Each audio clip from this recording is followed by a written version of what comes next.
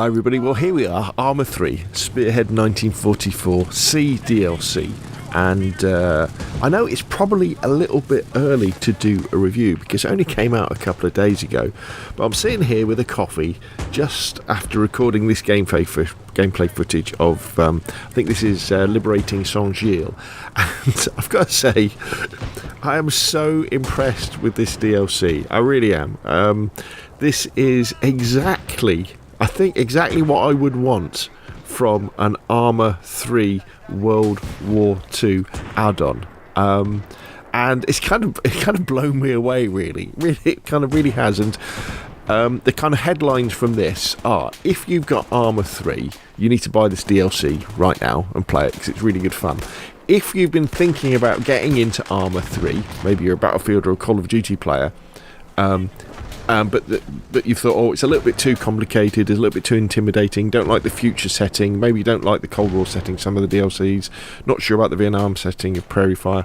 But World War II, you think, oh, this is it. This is the time to get in, because this is a really fun game mode. For Battlefield players, this is like playing, it's a bit like playing Frontlines. If you remember Frontlines from Battlefield 1 when it was at its best, it's a bit like playing that, so you feel like you're in a massive battle, but it's not too difficult, it's not too serious, but it is incredibly immersive. Now, I know you may well look at the graphics and go, wait a minute, I play Hell Let Loose, or I play lots of other games, and they all look way better than that. And they do, but what Arma 3 gets very, very right, and what Spearhead 1944 gets very, very right, are things like the noises and the ambient sounds around you, and in this case kind of the mission that you're doing, and the fact that you feel you're part of you're not by yourself, you're part of a battle with other soldiers. What you do probably won't make that much of a difference, you're not like a super soldier or anything like that, but you can help, you can revive people, you can give, you can grab ammo, you can fire at tanks, you can do all this other stuff, you can drive a tank if you want, call in airstrikes, all that sort of stuff. But anyway, I'm getting away, I'm rambling on, so let's take a step back. So if you're not sure, what is a cDLC from Arma 3? Well, this is extra content, add-ons that have been made by people from outside of Bohemia Interactive, the people who make Arma 3.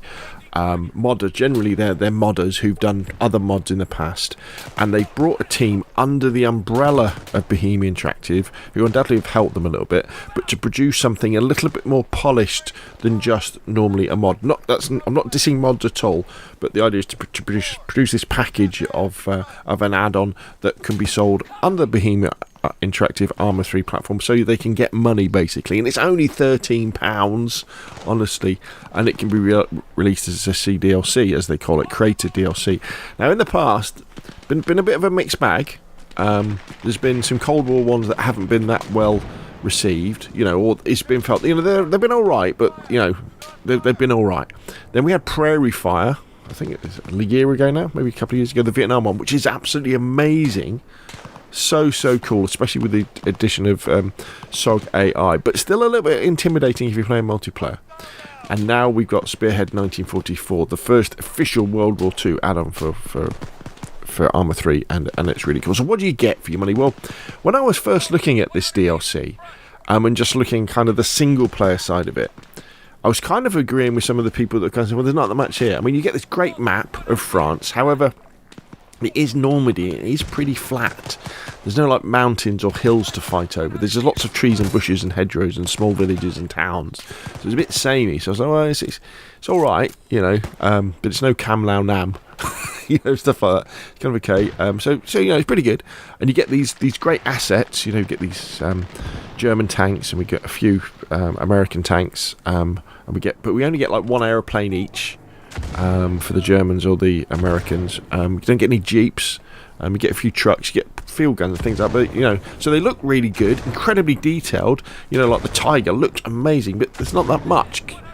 Great price, obviously, amazing time setting, great time frame. World War II, one of the classic places for first person and third person shooters, and the single player offering kind of okay. You've got a few zone modes. You've got like the escape mode. You've got a resistance mode, which is like a story, which is where you go around and got to do certain tasks like steal trucks and blow things up and eventually kill someone. And that's kind of the official single player part of the game. And then there's this I can't remember what it's called, but it's like this big conquest mode that you play with AI. Now you can play Operation Cobra. Now Operation Cobra is what you're seeing here. This is I think there's 6 or 7 missions within Operation Cobra.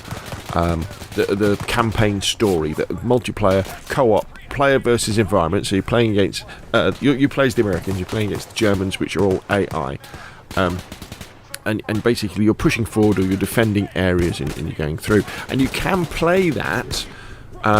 You can locally host the server, and it's very easy to do within the game and play it single player. The problem with it is that it puts an awful lot of strain on your computer, and your frame rates get really low, and the AI adds acts a little bit odd, and it's not that great. So then I was like looking at all the other mods that are being ported over as well. So all the common mods like War Machine, Clashpoint, Liberation, Anti-Stasi looks really interesting because you can play as like a French resistance fighter against the occupying Germans. Sounds pretty good. Useless Fodder has done an amazing zombies game mode as well, where you start off in the map and you've got to clear the map of zombies, and it's a persistent one as well, so you can play it single player or co-op, and you can walk away and it will save the state so you can come back to it. But I've always been a little bit reticent about getting into multiplayer Arma 3. You know, even with Prairie Fire, I would like spawn into like a Mike Force server and go, oh, this is a bit complicated. What am I really meant to be doing? And they were always really hard as well. You end up getting killed all the time, and you think, oh, this is too hard. This really is too hard. But I decided to dip my toe with Spearhead 44 and Operation Cobra. And with these missions, what's really cool about them, they can have up to 24 players taking part, and you're all players Americans. And then everybody else is taken up by AI. And they kind of seem to know what they're doing, the AI. A little bit, which is good. And you can play as infantry, or you can get into a tank, and you could be like a commander or a gunner or a driver or something like that. But I kind of think infantry is where it's at. This is where you really kind of feel the battle. And often a complaint against Arma is that it's a little bit too serious, you know, unless you're on comms and you really know what you're doing and you're talking about the objective and things like that, you won't have a good time. You know, you really need to know what you're meant to be doing as well, otherwise you won't complete the mission. And that makes it too intimidating, I think, and just too damn hard. But Operation Cobra, in its vanilla settings, in normal difficulty, is none of those things. Honestly, if you are a Battlefield player now, or a Call of Duty player now, or play any sort of first-person or third-person shooters, and kind of roughly know your way around a keyboard in terms of a first-person shooter, and trust me, Arma's one of the more difficult ones, you could get Arma 3 today with Operation Spearhead 1944, jump into a server of Operation Cobra. It doesn't really matter which mission it is. They're all only about 25 to 30 minutes long, which is brilliant as well, so about the length of a normal Battlefield game of Conquest. And you kind of know what you'll know what you want to do. Because you don't really need to talk on comms. You don't need to be a crack shot. You don't need to be an armor expert. Basically, you'll spawn in and you'll see markers on the screen that will say move here, or defend this, or blow up this tank, or you can go into the map and look at your tasks and go, okay, I need to be there. You can look at your compass, but you don't really need to look at your compass. You can just follow the gunfire and just follow the objective markers, and you'll have a great time. I think half the time in Arma, I'll just be firing at a bush, but I'll be having a great time because all my buddies around me, whether they be AI or real players, are firing at the same bush, and we feel like we're in a battle and we're making a real difference. Now, of course, when you go into the server browser, there are different levels of difficulty that you can have, you know, with the enemy AI going to be tougher, and I'm sure we'll see tougher, more challenging, longer scenarios being built by people, because that's the beauty with Arma. It's the modding community coming into it. But for now, playing just Operation Cobra on its normal difficulty setting is really good. And don't worry as well, is if you jump into the server browser and you see only like 1 or 2 other players onto that server, because there's not that many people playing at the moment, because I mean, I'm recording this video at 10:30 in the morning on a Friday morning in the UK, so people are at work, and I guess in Britain, and I guess people in America and Canada are all asleep. But even then, if there's only 2 or 3 or 4 people in the server, the AI make up the rest, and they kind of drive tanks and do things, and aircraft come in, and you don't get to drive fly any aircraft, or at least I don't think you do. In any of the missions, you're just calling in combat air support and calling in mortar strikes and calling in artillery, and the AI sorts all that out, which is really good. And so going back to kind of these objectives, because they're all really simple, which is just, if Operation Cobra is set, I think it's like a month after D-Day. So if you imagine you're looking at a map of France, so Normandy is at the top of France, isn't it? Sort of northwest, and you've got the beaches. So the Americans and the British and Canadians, the Free French, have all landed there, and we're making our way south. And what's happened is the Germans have held us up in the south, the Americans, and then in the east you've got the British and Canadians being held up in a massive battle, Operation Goodwood.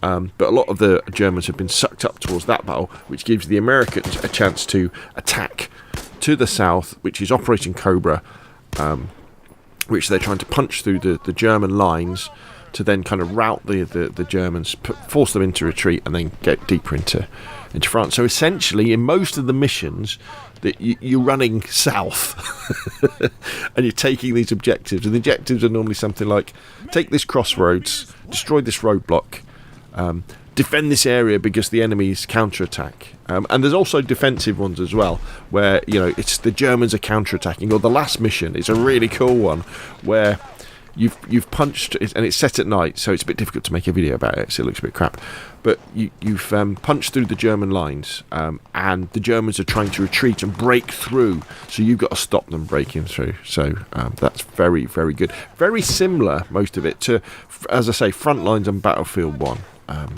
And yeah, I'm having a great time. I'm loving it. I really am. It's absolutely fantastic. All these things kind of come together. Now, there are some bad things as well. I guess we could mention the lack of assets, but you don't really notice that when you're in these games. There's a few bugs that are going on that I've noticed with things, but nothing serious.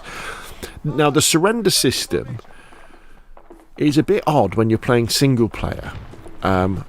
Basically, what happens is if enemy AI come under too much fire, or I guess they think they're being outnumbered or something, they surrender, they throw up their arms, and then they become invulnerable, which is a bit odd if you carry on shooting at them.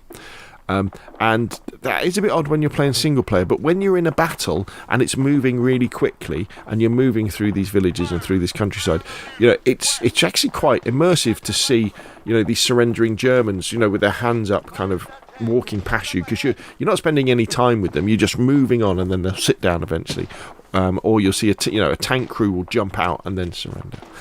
So there we go. So I was worried this wouldn't be good as Prairie Fire, because they did say this is going to be on a scale not seen before, but I think they've pulled it off. I think it also didn't need to be good as Prairie Fire because it's a different type of game.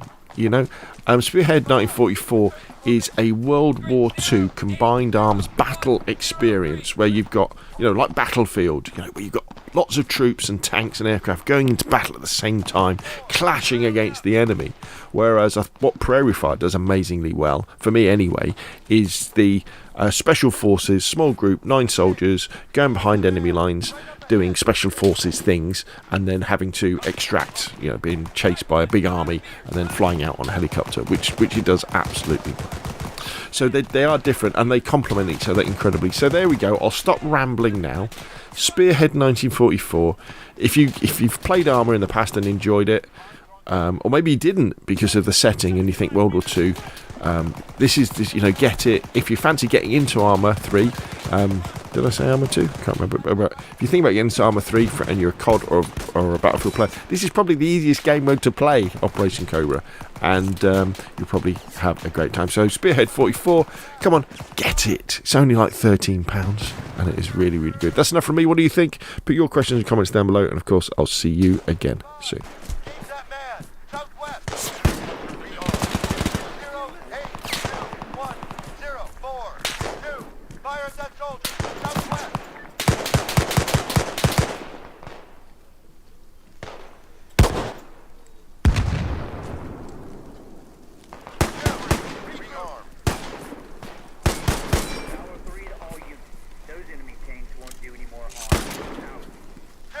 Fire at that soldier! North!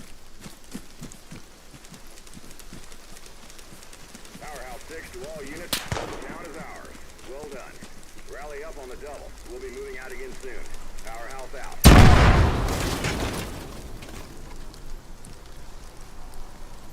Hey, if you're lucky, this'll get you a Purple Heart.